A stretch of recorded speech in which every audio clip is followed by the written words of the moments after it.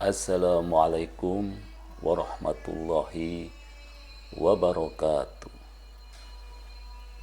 Alhamdulillahirabbil alamin. Wassalatu wassalamu ala asrofil anbiya'i wal mursalin Muhammadin wa ala alihi wa sahbihi ajma'in. Saudara-saudaraku, salam sehat, sehat fisik, mental, sosial, dan spiritual.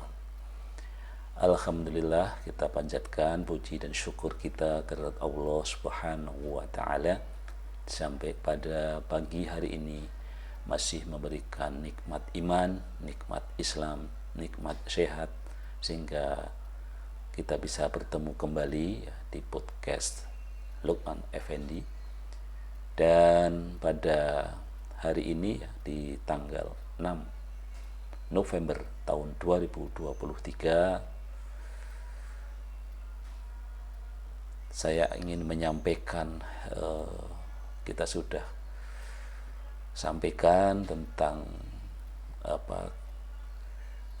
calon presiden 2024 menurut organisasi Islam terbesar di Indonesia, NU Muhammadiyah, kemudian juga menurut masyarakat, ya. Dan untuk kali ini saya mencoba untuk menyampaikan satu hasil penelitian, ya, yang dilakukan oleh lembaga Arus Survei Indonesia atau singkatnya ASI, ya. Jadi ternyata lembaga survei yang singkatnya ASI, ya. Kalau saya di kesehatan selalu familiar ASI dengan air susu ibu, tetapi ini adalah Arus Survei Indonesia yang bekerja sama dengan Socio-Map Indonesia yang merilis hasil survei pakar, ya, atau public opinion maker tentang siapa pasangan ideal capres cawapres tahun 2024, gitu ya. Dan dari hasil survei tadi, kesimpulan yang pertama adalah bahwa pasangan capres cawapres ideal tahun 2024 adalah terdiri dari pihak yang memiliki latar belakang kepala daerah dan kalangan berasal dari partai politik, ya. Mungkin penjelasannya bisa kita jelaskan berikut ini, ya. Jadi Direktur ASI, ya, Arus Survei Indonesia, Ali Rifan, menerangkan sebanyak 26,3% pakar menganggap pasangan berlatar belakang kepala daerah dengan kalangan parpol merupakan pasangan yang cocok dijagokan dalam Pilpres 2024. Ya. Kalau kita lihat satu persatu siapa yang memenuhi itu, ya. Berlatar belakang kepala daerah, ya. Apakah Anies Baswedan dan Caimin? Saya kira dari kriteria ini memenuhi, ya. Kemudian kalau kita membandingkan dengan yang lain, Ganjar Pranowo dan Mahfud MD, nah ini ada satu yang tidak pas, ya. Jadi dari sisi ini masih kurang ideal, ya, karena Ganjar ini dari pasangan berlatar belakang kepala daerah, ya, walaupun juga mewakili dari parpol, ya, namun dari sisi wapresnya, ya, wakil presidennya Mahfud MD, ya, tidak bisa kita sebut sebagai mewakili parpol, ya. Kemudian kalau kita lihat lagi dari Prabowo Subianto, ya, ini dari sisi sebagai calon presidennya juga tidak cocok, gitu ya, karena belum pernah menjadi kepala daerah gitu ya. Jadi baru terwakili dari partai politiknya. Jadi lagi-lagi dari sisi ini pasangan Anies Baswedan dan Cak Imin adalah pasangan yang paling ideal ya menurut penilaian survei pakar ini ya. Secara lebih detail bisa kita lihat ya. Jadi pada pakar ya atau public opinion maker ini menilai komposisi capres adalah jadi kepala daerah partai politik 26% ya, kepala daerah akademisi atau teknokrat. Nah, ini mungkin yang tadi posisi yang pas untuk Ganjar Pranowo dan Mahfud MD ya. Nah, Mahfud MD ini kan bisa kalau kita lihat latar belakangnya akademisi juga dan sudah beberapa kali menjadi pejabat, ada yang menjadi teknokrat ya. Itu 23% ya. Dan partai politik akademisi atau teknokrat itu 11,3% ya. Apakah ini kalau kita terapkan di Prabowo juga masih kurang pas ya, karena Prabowo partai politik, sedangkan Gibran kalau memang jadi Gibran itu siapa Gibran? Saya kira apakah kita sebut sebagai mewakili dari partai politik juga bukan gitu ya, dari akademisi teknokrat juga bukan gitu ya. Jadi memang ya ruwet gitu ya. Baik ya, ada hal-hal saja yang menarik juga yang kemudian misalnya dari sisi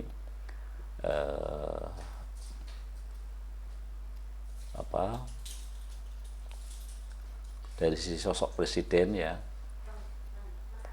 ini kepala daerah yang memang mendominasi ya, kemudian diikuti dengan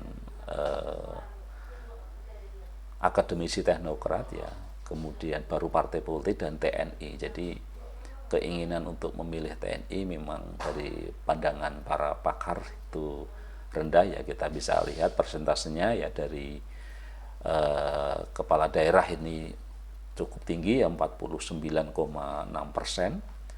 dari akademisi atau teknokrat 16,32% ya. Kemudian partai politik itu hanya 15% ya. Jadi wajar kalau banyak partai politik yang tidak mengusung kadernya sendiri gitu ya. Dan dari TNI itu hanya 6,3% ya. Jadi kalau kita lihat potensi besar atau yang ideal adalah yang mantan atau orang yang berasal dari kepala daerah gitu ya.